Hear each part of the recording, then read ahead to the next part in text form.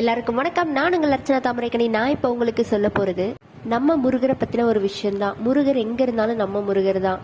அது சின்ன கோவிலாக இருக்கட்டும், பெரிய கோவிலாக இருக்கட்டும். ஆனால் ஒரு சில கோவில் நம்மளுக்கு ரொம்ப மனசுக்கு நெருக்கமான ஒரு கோவிலாக இருக்கும். எனக்கு குலதெய்வம் திருத்தணியாக இருந்தாலும் எனக்கு ரொம்ப பிடிச்ச கோவில் திருச்செந்தூர் தான். அதுக்கு என்ன காரணன்றது தான் இந்த பதிவில் நான் உங்களுக்கு சொல்ல போகிறேன்.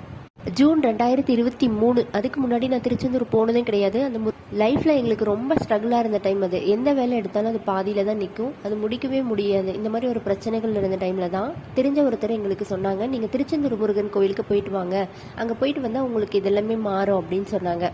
சரி, நம்மளும் போகலாம் அப்படின்னு முடிவெடுத்தோம். அவங்க சொன்னது என்ன சொன்னாங்கன்னா, நைட்டு போய் அங்கே ஸ்டே பண்ணி ஒரு தடவை முருகரை பார்த்துட்டு திரும்பவும் நைட்டில் அங்கே இருந்துட்டு காலையில் நீங்கள் முருகரை பார்த்துட்டு வந்துடுங்க அப்படின்னு. சரி, 2 நாள் பிளான் பண்ணி போனோம். போகும்போது முதல் நாள் மதுரை மீனாட்சி அம்மனை பார்த்துட்டு அப்படியே போகிற வழியில் நெல்லையப்பர் பார்த்துட்டு போனோம்.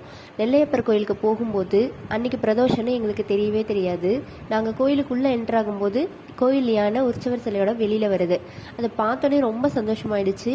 நெல்லையப்பரை நல்லா மனசார நல்லா வேண்டிட்டு நடைபாதையாக போயிட்டு இருப்பாங்களே, அவங்க நிறைய பேர் போயிட்டே இருந்தாங்க. அதுக்கு என்ன ரீசன் கூட எங்களுக்கு தெரியல. ஆனால் எப்படியாவது நைட்டு போயிட்டு முருகரை பார்த்தே ஆகணும் அப்படின்னு சொல்லி கொஞ்சம் வேகமாக போயிட்டு இருந்தோம். சிறப்பு தரிசனம் லைனும் ஃபுல் க்ரௌடு, நார்மல் இதிலும் ஃபுல் க்ரௌடாக இருந்தது. அந்த நேரத்தில் நான் ஒரு பாப்பா ஒரு 1.5 வயசு குழந்தை. அதனால நாங்கள் யோசிச்சுட்டே இருந்தேன், இப்படி இவ்வளோ கஷ்டம் நாங்கள் குழந்தையெல்லாம் எடுத்துகிட்டு உன்னை பார்க்கவே முடியலையே முருகா, நீ ஏன் எங்களை இந்த மாதிரி சோதிக்கிற அப்படின்னு சொல்லி நான் முருகரை திட்டிக்கிட்டே தான் போனேன்.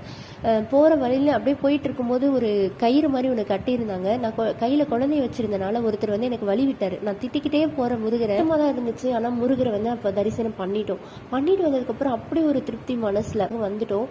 அங்கே ஹோட்டலில் உட்காந்துட்டு இருக்கிறோம். அப்போ தான் சொல்கிறாங்க, ஏன் இவ்வளோ க்ரௌடாக இருக்குது அப்படின்னு சொல்லும் போது, ஏங்க நாளைக்கு வைகாசி விசாகம், இந்த நேரத்தில் நீங்கள் வந்தீங்கன்னா உங்களுக்கு க்ரௌடாக தானே இருக்கும் அப்படின்னு சொல்லும்போது எனக்கு அப்படியே உடம்பெல்லாம் ஒரு மாதிரி புல்லரிச்சிருச்சு. வைகாசி விசாகம்னே தெரியாது, நாங்கள் வந்துட்டோம். சாமியை பார்க்கறதுக்காக நான் சாமியை திட்டிகிட்டே இருக்கிறேன். அந்த நேரத்தில் எனக்கு ஒரு வழி விடுறாரு ஒருத்தர். உள்ளே போனோடனே சாமியை பார்த்தோம். அந்த க்ரௌட்லேயும் நாங்கள் சாமியை பார்க்க முடிஞ்சது.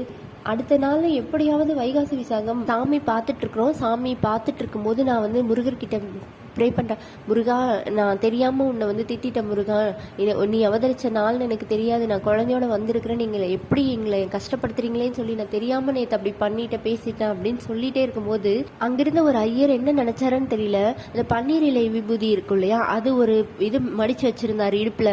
அதை எடுத்து என் கையில் டக்குன்னு கொடுத்தாரு. யார் என்ன எனக்கு ஒன்றுமே புரியல. அங்கே பன்னீர் இலை விபூதி பிரசாதம் கொடுப்பாங்கன்றதே எனக்கு தெரியவே தெரியாது. எதோ கொடுக்குறாருன்னு நான் வாங்கிக்கிட்டேன்.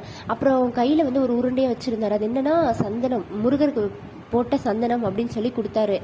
வெளியில வந்தோடனே எனக்கு அப்படியே ஒரு கண்ணீரே வந்துருச்சு, ஆனந்த கண்ணீரே.